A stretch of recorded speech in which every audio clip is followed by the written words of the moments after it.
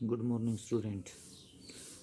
आज का जो टॉपिक है 12th क्लास, आज हमने करना है मल्टीप्लिकेशन ऑफ मैट्रिक्स, जो सबसे इम्पोर्टेंट है।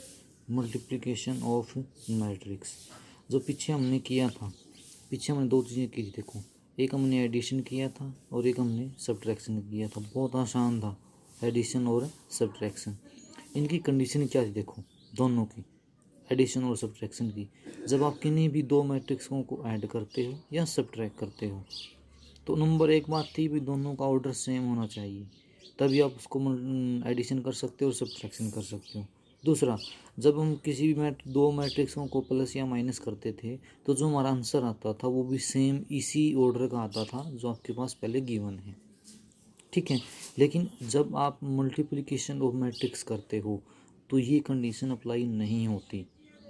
ये कोई कंपल्सरी नहीं है कि सेम ऑर्डर है और मल्टीप्लाई हो जाएगी, नहीं भी हो सकती है।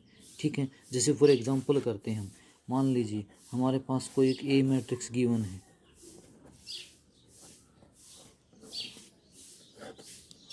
एक बी मैट्रिक्स गिवन है,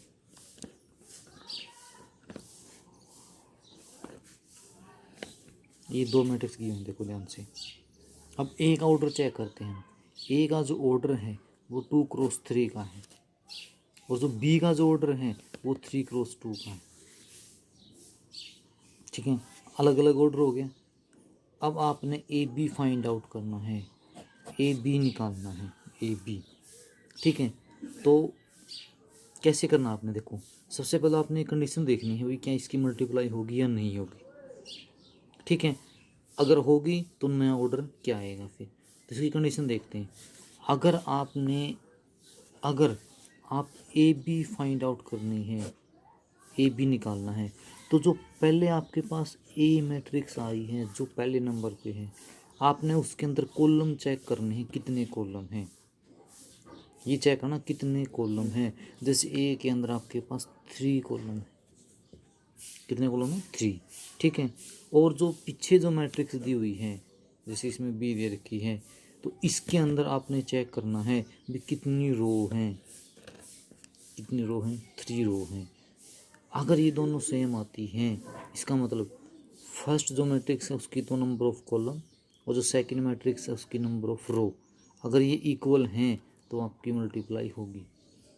हमें ऑर्डर से कोई लेना देना नहीं है, वो कितना ऑर्डर है, इक्वल है या नहीं है। ठीक है, हमने तो ये चेक करना है, जो आपने फाइंड आउट करना है उसमें जो पहले नंबर पे है उसके अंदर कितनी कॉलम है, और जो दूसरे नंबर पे है उसके अंदर कितनी रोज हैं। ठीक है, अगर इन दोनों की संख्या सेम आती है तो फिर आपके पास जो है वो मल्टीप्लाई होगी। मल्टीप्लाई होगी तो नया जो आंसर आएगा आपका, मल्टीप्लाई आप करोगे तो नया ऑर्डर क्या बनेगा आपका। देखो, जो पहले नंबर पे जो मैट्रिक्स है उसमें रो चेक करो कितनी है, 2, और जो सेकंड पे थी उसमें कॉलम चेक करो कितने हैं, 2। तो जो नया ऑर्डर बनेगा आपका वो कितना बनेगा? 2x2 का बनेगा, 2x2। इसी तरह अगर आपने बी ए निकालना है, बी ए, अब आपकी पहले मैट्रिक्स बी आ गई, फर्स्ट मैट्रिक्स कौन आ गया? बी। अब बी में आपने कॉलम चेक करने कितने हैं, बी में आपने कॉलम चेक करने हैं कितने हैं, तो कितने कॉलम है इसके अंदर? 2 कॉलम है। और ए में आपने रो चेक करनी है, तो कितनी रो हैं? 2 रो हैं। तो इनकी भी मल्टीप्लाई होगी, लेकिन जो नया आंसर आएगा वो इसमें 3 बच गया और इसमें भी 3 बच गया। तो जो नया ऑर्डर बनेगा बी ए का अगर आप निकालोगे तो 3x3 का बनेगा। ठीक है, इसका मतलब ये हुआ कि जो ए बी है, जो ए बी है वो नॉट इक्वल होता है किसके? बी ए के। समझ गए बात ये? अब मल्टीप्लाई करके दिखाते हैं हम आपको। जैसे मान लीजिए हमने ए बी निकालना है, ए बी फाइंड आउट करना है, तो सबसे पहले जो ए मैट्रिक्स है पहले नंबर पे, उसमें आपने रो चेक, पहली रो ले लीजिए, फर्स्ट रो, ये ले लिया हमने फर्स्ट रो। आपने ऐसे पढ़ना है इसको, first row first column, first row first column. देखो, फर्स्ट रो ये है और फर्स्ट कॉलम ये है। अभी देखो ध्यान से, फर्स्ट रो में 3 एलिमेंट हैं और जो पहला कॉलम उसमें भी 3 एलिमेंट हैं, तो 1 बाई 1 एक की मल्टीप्लाई करनी है। जैसे 2 की मल्टीप्लाई -1 के साथ हो जाएगी,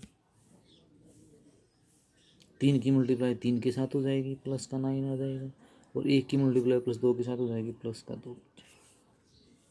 तो ये आपका एक एलिमेंट बनेगा। अगर हमने बोला first row first column, first row first column, ठीक है।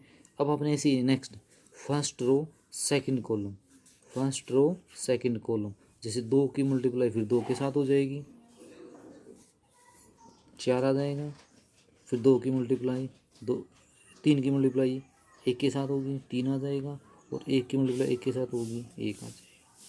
एक एलिमेंट आपके पास ये बन जाएगा। अगर एक और कॉलम होता थर्ड, तो फिर हम ऐसे बोलते फर्स्ट रो थर्ड कॉलम। पहले हमने सभी के फर्स्ट रो की सभी कॉलम के साथ करने चाहिए कितने भी हों। अब हमारे पास कॉलम 2 ही थे तो वो ख़त्म हो गए। अब हमने दोबारा से रिस्टार्ट करना, सेकंड रो बोलनी है, second row first column, second row first column, ठीक है। तो सेकंड रो 1 की मल्टीप्लाई -1 के साथ हो जाएगी, -1 की 3 के साथ हो जाएगी, और 2 की 2 के साथ आ जाएगी, 4 आ जाएगी। इसके बाद नेक्स्ट सेकंड रो और सेकंड ही कॉलम लेना है। 1 की मल्टीप्लाई 2 के साथ हो जाएगी, 2 आ जाएगा। इसके बाद -1 की 1 के साथ आ जाएगी, -1 हो जाएगा, और फिर 2 की 1 के साथ आ जाएगी, 2 आ जाएगी। ये इसकी मल्टीप्लिकेशन होगी। अब आपने इसको सोल्व करना है। 9, 2 में से 2 कैंसिल हो जाएगा, अकेला 9 रह जाएगा। 4 + 3 + 1 8 हो जाएगा, -4 + 4 0 आ जाएगा, 2 + 2 4 1 बच जाएगा 3। ये आपका इसका आंसर समझ गए, ठीक है। तो ये आपकी मल्टीप्लिकेशन ऑफ ए मैट्रिक्स है, ध्यान से करनी है, बहुत ज़्यादा प्रैक्टिस की जरूरत पड़ेगी इसके अंदर आपको, ठीक है। और करते हैं, जैसे मान लीजिए हमारे पास एक ए मैट्रिक्स गिवन है, मान लीजिए से हमारे पास एक ए मैट्रिक्स गिवन है, ए मैट्रिक्स दी है। अगर हम इसको ध्यान से करेंगे तो इसकी 2 क्रॉस 2 का ऑर्डर है, ये 2 क्रॉस 2। हमने ए स्क्वायर फाइंड आउट करना है, ए स्क्वायर का मतलब ध्यान से करना, ये नहीं है कि भी आप इसका स्क्वायर कर दोगे, भी 2 का स्क्वायर 4, 1 का स्क्वायर 1, -3 का 9 और 1 का 1, ऐसे नहीं। ए स्क्वायर का मतलब होता है ए इंटू ए, और इसका मतलब बन गया 2 1 -3 1 इंटू में 2 1 -3 और 1, ये बन गया इसका मतलब ए इंटू ए, ठीक है ना। अब आपने इसकी मल्टीप्लाई करनी है तो आपका ए स्क्वायर निकल जाएगा। वैसे ही करेंगे हम इसके अंदर, देखो फर्स्ट रो फर्स्ट कॉलम, 2 की 2 के साथ 4 हो जाएगा, 1 की -3 के साथ करोगे तो -3 आ जाएगा। फिर फर्स्ट रो सेकंड कॉलम, 2 की 1 के साथ करोगे और 1 की 1 के साथ करोगे। ये तो गैप दे के लिखना, ध्यान से लिखना, देखो ये इकट्ठे में लिख देना। जब फर्स्ट रो फर्स्ट कॉलम बोलोगे तो वो एक साथ आएंगे, फर्स्ट रो सेकंड कॉलम बोलोगे तो वो गैप दे के निकलना, ठीक है। अब second row first column -3 plus ये 2 आ जाएगा, -6 हो जाएगा, 1 की -3 के साथ करोगे -3 आ जाएगा। और सेकंड रो और सेकंड कॉलम -3 आ जाएगा और प्लस का 1 आ जाएगा। अब जस्ट आपने इसको सोल्व करना है। ऐसे ही अगर आपने मान लीजिए ए क्यूब निकालना है, ए क्यूब, तो ए क्यूब की आपने ए स्क्वायर इंटू ए करना है, या आप ए इंटू ए स्क्वायर भी कर सकते हैं, समझ गए। तो ये आपके पास ए की क्यूब निकल जाएगा। इसी तरह से अगर आपने A4 निकालना है तो ऊपर हम देखो यहाँ पे ए स्क्वायर निकाल लिया, ए स्क्वायर, तो आप ए स्क्वायर इंटू ए स्क्वायर कर सकते हो, तो ये आपका ए की 4 निकल जाएगा, समझ गए, ठीक है। इसके साथ ही देखो एक क्वेश्चन और है, देखिए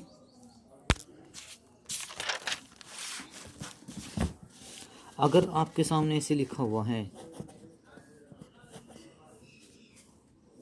फाइंड द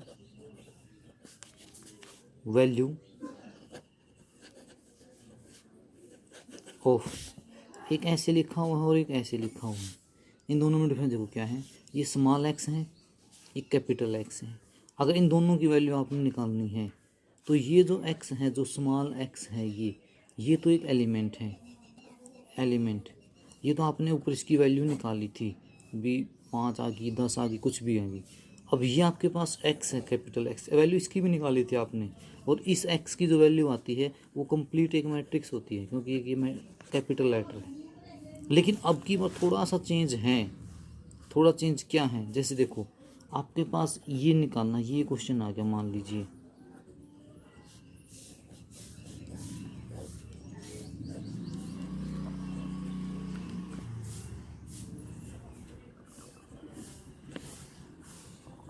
जैसे फॉर एग्जांपल ये क्वेश्चन आपके पास है, इसमें लिखा find the value of x. देखो इस एक्स की इसके साथ मल्टीप्लाई है और इक्वल में ये दे रखा है, तो ऐसा नहीं करना कि भी एक्स के हम अंदर मल्टीप्लाई करके इसका इक्वल रख देंगे ना, गलत है ये। एक्स हमारे पास एक मैट्रिक्स है, तो सबसे पहला काम हमारे पास ये है, इसका सबसे जो पहला काम है हमारे पास इसका, हमने इस एक्स का ऑर्डर निकालना है, एक्स का ऑर्डर निकालना है, ठीक है। अब ध्यान से देखो इसका, इस एक्स और इस मैट्रिक्स के बीच में जो यहाँ पे है वो मल्टीप्लाई का साइन है। और मैंने अभी पीछे बताया आपको मल्टीप्लाई की क्या कंडीशन होती है। मल्टीप्लाई की जो कंडीशन होती है वो कंडीशन ये होती है, जो मल्टीप्लाई की जो कंडीशन होती है वो ये होती है कि इन दोनों के बीच में देखो मल्टीप्लाई है, तो इसकी कंडीशन थी कि फर्स्ट की तो कॉलम, जो फर्स्ट मैट्रिक्स है ये जो इसके इनटू में है इसके तो कॉलम, और जो ये सेकंड है इसकी रो इक्वल होनी चाहिए। देखो अब इसमें है ना 2 रो हैं, तो इसका मतलब इस एक्स में 2 कॉलम आ गए, इस एक्स में कितने आ गए 2 कॉलम। आपने ये निकालना रह गया अब इसके अंदर कितनी रो हैं आपके पास, ठीक है। और वो कहाँ से निकलेगा, देखो बीच में इक्वल का साइन है, किसका साइन है, इक्वल का। और इक्वल की कंडीशन क्या होती थी, इक्वल की कंडीशन होती थी कि भी हमारे पास जो ऑर्डर है वो सेम होने चाहिए। अगर हम इसकी और एक्स की और इसकी मल्टीप्लाई करेंगे ना, तो हमारे पास ऑर्डर 3x2 का आना, 2x3 का आना चाहिए, क्योंकि इसमें 2 रो हैं और कॉलम कितने हैं, 3 कॉलम हैं, ठीक है ना। तो 2x, देखो इन दोनों की मल्टीप्लाई जो आएगी ना उसका आंसर 2x3 में आना चाहिए, इसमें आना चाहिए 2x3 में। देखो ये तो हमारे पास जो मैट्रिक्स है ये 2x3 की मैट्रिक्स है, 2x3 की। अब हमारे को इसमें ये तो पता चलेगा अभी 2 कॉलम आ गई, अब रो का जिक्र रह गया। अगर हम यहाँ पे, अगर हमारे पास देखो ध्यान से, जब मल्टीप्लाई करते हैं मल्टीप्लाई, तो पहले की तो रो आती है, ठीक है, पहले की तो क्या आती है रो, और दूसरे के क्या आते हैं कॉलम। तो इसके 3 हैं, तो यहाँ पे 3 तो आ गया, हमारे को चाहिए कितना है 2x3। तो अगर हम यहाँ पे 2 लिखेंगे तो ये हमारे पास यहाँ पे 2 आएगा, तो 2x3। तो जो हमारे पास एक्स मैट्रिक्स आई है ये एक्स, तो ये हमारे पास 2x2 की आई है। तो हम इसको लेट करेंगे, let x is equal to A B C D, ये करेंगे हम, ठीक है। अब आप इस x की जगह वहाँ पे वैल्यू पुट करोगे तो आपके पास ये बन जाएगा, देखो A B C D,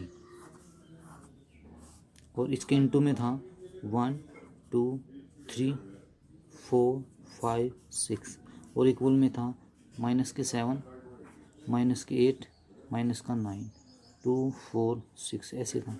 अब आप इसकी इसके साथ मल्टीप्लाई कीजिए और इक्वल में फिर आपने ये रखना है। जैसे for example first row first column ऐसे करेंगे हम, तो A+4B, first row second column 2A+5B, first row third column 3A+3B, ऐसे, ठीक है। सभी मल्टीप्लाई करोगे आप यहाँ पे ऐसे ही।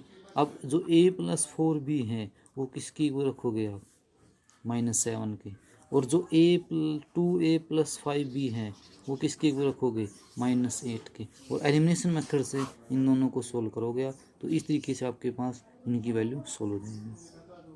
समझ गए, इंपॉर्टेंट टॉपिक है, मल्टीप्लाई है आपकी, इनकी प्रैक्टिस करनी है आपने, ठीक है। और एक्सरसाइज के फर्स्ट 5 क्वेश्चन करने हैं आपने, वो मैं भेज देता हूँ। Thank you.